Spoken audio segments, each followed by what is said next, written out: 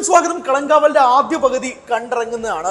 നമ്മൾ വിചാരിച്ച പോലും ഒന്നുമല്ല. നമ്മൾ വിചാരിച്ചത് മമ്മൂക്കയുടെ ഒരു പക്ക ഡെവിലിഷ് ഐറ്റമാണ്. പക്ഷേ പക്ക ഡെവിലിഷ് ഒന്നും അല്ല മക്കളെ, അതിലും കൊടൂരമായ ഐറ്റമാണ് പടത്തിനകത്ത് ഒരുക്കി വെച്ചിരിക്കുന്നത്. Mammookka out and out villainism എന്ന് പറഞ്ഞു കഴിഞ്ഞാൽ ഫ്രം ദ ഫസ്റ്റ് ഫ്രെയിം തൊട്ട് മമ്മൂക്കയുടെ വില്ലനിസമാണ്. വില്ലൻ എന്ന് പറഞ്ഞാൽ കുറഞ്ഞു പോകും. നമുക്ക് കലി തോന്നി, നമുക്ക് അയാളുടെ മുഖം എടുത്ത് ചോവരി ചേർത്ത് ഇരുത്തി ഉരയ്ക്കാൻ തോന്നില്ലേ, അമ്മാതിരി കലിപ്പ് പോകുന്ന രീതിയിലുള്ള വില്ല്. സത്യം പറഞ്ഞാൽ എനിക്ക് ഇമാതിരി കഥാപാത്രങ്ങളൊക്കെ മമ്മൂക്ക ചെയ്യുമ്പോഴാണ് നമുക്കൊരു ആദരവ് തോന്നുന്നത്. ഈ മനുഷ്യന് തൻ്റെ സ്റ്റാർഡം ഒന്നും നോക്കാതെ ഇതുപോലത്തെ, ഞാൻ വെല്ലുവിളിക്കാം, ഇന്ത്യയിൽ ഒരു സൂപ്പർ സ്റ്റാറും ഇമാതിരി കഥാപാത്രം എടുക്കൂല, ഇതുപോലുള്ള കഥാപാത്രങ്ങൾ ചെയ്യില്ല. നമ്മളിപ്പോൾ കാതൽ കണ്ടിട്ട് തോന്നിയതും അല്ലെങ്കിൽ നൻപകൽ കണ്ടിട്ട് തോന്നിയതും പുഴു കണ്ടിട്ട് തോന്നിയതും ഒക്കെ തന്നെയാണ് ഇതിലും തോന്നുന്നത്. അതായത് no one will dare to do such a role, no one. അതായത് അയാളുടെ സ്റ്റാർഡം കീപ്പ് ചെയ്യാൻ വേണ്ടിയിട്ട് ഒരിക്കലും അയാൾ ഈ റോൾ ചെയ്യില്ല, പക്ഷെ മമ്മൂക്ക ചെയ്യും. അത് ഭയങ്കര സന്തോഷമാണ്. അങ്ങനെ ഒരു സൂപ്പർ സ്റ്റാർ ഇതുപോലുള്ള കഥാപാത്രങ്ങൾ ചെയ്യാനും.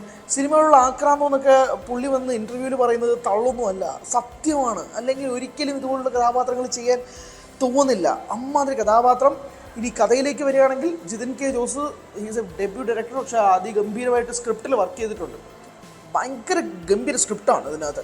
സ്ക്രീൻ പ്ലേ അതാണ് ഇതിൻ്റെ ഏറ്റവും പോസിറ്റീവ്. കാരണം നല്ലോണം ലാഗ് അടുപ്പിക്കാൻ കഴിയുന്ന സാധനങ്ങളുള്ള ഒരു സ്ക്രീൻ പ്ലേ ആയിരിക്കാം. പക്ഷേ അത് വളരെ ഡൈല്യൂട്ടാക്കി, വളരെ ക്രിസ്പാക്കി, എന്നാൽ എല്ലാ കഥകളും പറയുന്ന രീതിയിലേക്ക് അവർ ഇതിൻ്റെ screen play മെനഞ്ഞെടുത്തിട്ടുണ്ട്.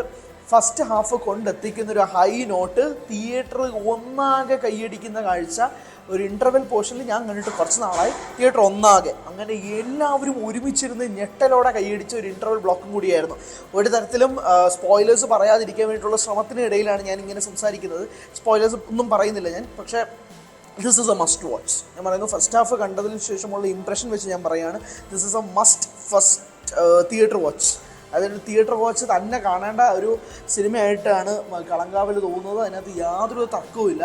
Performance wise Mammukka തന്നെയാണ് ഇതിനകത്ത് പെർഫോമൻസിനായിട്ട് പറയാനുള്ളത്. മമ്മൂക്ക തകർത്തിട്ടുണ്ട്. വിനായകൻ്റെ ക്യാരക്ടർ ഇങ്ങനെ എസ്റ്റാബ്ലിഷ് ചെയ്തിട്ട് വെച്ചിട്ടുണ്ട്. ഒരു വലിയ സംഭവം, സിറപ്പാന സംഭവമൊക്കെ രണ്ടാം പകുതിയിൽ ഉണ്ടാകും എന്നുള്ള വലിയ പ്രതീക്ഷയിലാണ് നിർത്തുന്നത്. ഇനി ഭയങ്കര കൗതുകമുണ്ട് എങ്ങനെയാണ് ഇതിൻ്റെ സെക്കൻഡ് ഹാഫ് ഒരു മെനഞ്ഞെടുക്കുക എന്നുള്ളത്. കാരണം അങ്ങനെയാണ് ആ ഇൻ്റർവെൽ ബ്ലോക്ക് സെറ്റ് ചെയ്ത് വെച്ചേക്കുന്നത്. മുജീബ് മജീദ് പറയണം കേട്ടോ, BGM രസമുള്ള BGM, പാട്ടുകളല്ല BGM ഭയങ്കര രസമാണ്. അതായത് ആ ചെലന്തി വല വിരിച്ച് ആ വല വിരിക്കുന്നത് നമുക്കിങ്ങനെ ഫീൽ ചെയ്യുന്നുള്ള BGM മുജീബിൻ്റെ ഭാഗത്തുനിന്നും ത്രൂ ഔട്ട് ഉണ്ടായിട്ടുണ്ട്. ആൻഡ് മമ്മൂക്കയുടെ മേക്കപ്പ്, മമ്മൂക്കയുടെ ലുക്ക്, ഞാൻ പറയട്ടെ, അങ്ങനെ മുടി ചീകി വെച്ചേക്കുന്ന ലുക്ക്, പോസ്റ്റേഴ്സ് തൊട്ട് പിടിച്ചേക്കുന്ന മമ്മൂക്കയ്ക്ക് എന്തുകൊണ്ടാണ് ആ ലുക്ക്? അതിൽ പരം ഡെവിലിഷ് ലുക്ക് വേറെ ഇല്ല. അതുകൊണ്ടാണ് അമ്മാതിരി ലുക്ക്. ആൻഡ് ഞാൻ ഇപ്പോഴേ ആവർത്തിക്കുന്നു, it's gonna be A block buster. ഇത് തിയേറ്ററുകളിൽ ഭയങ്കരമായ വിജയം, 100 കോടി വിജയം നേടുമെന്നൊന്നും അല്ല ഞാൻ പറയുന്നത്. പക്ഷേ നിങ്ങളൊരു സിനിമ പ്രേമിയാണെങ്കിൽ നിങ്ങളുടെ മനസ്സിൽ ഈ സിനിമ ഒരു ബ്ലോക്ക് ബസ്റ്റർ ആയിരിക്കും. അങ്ങനത്തെ രീതിയിലാണ് ഇതിൻ്റെ സിനിമ പോകുന്നത്. എൻ്റെ ബോക്സ് ഓഫീസ് കളക്ഷൻ എങ്ങനെയാവുമെന്നൊന്നും എനിക്കറിയത്തില്ല. കാരണം അങ്ങനത്തെ ഒരു കഥയാണിത്. ആളുകൾ എങ്ങനെ തിയേറ്ററിൽ ഇത് റിസീവ് ചെയ്യുമെന്ന് എനിക്കറിയത്തില്ല. പക്ഷേ as a craft, as an art, ഇത് അതിഗംഭീരമാണ്. Waiting for second half.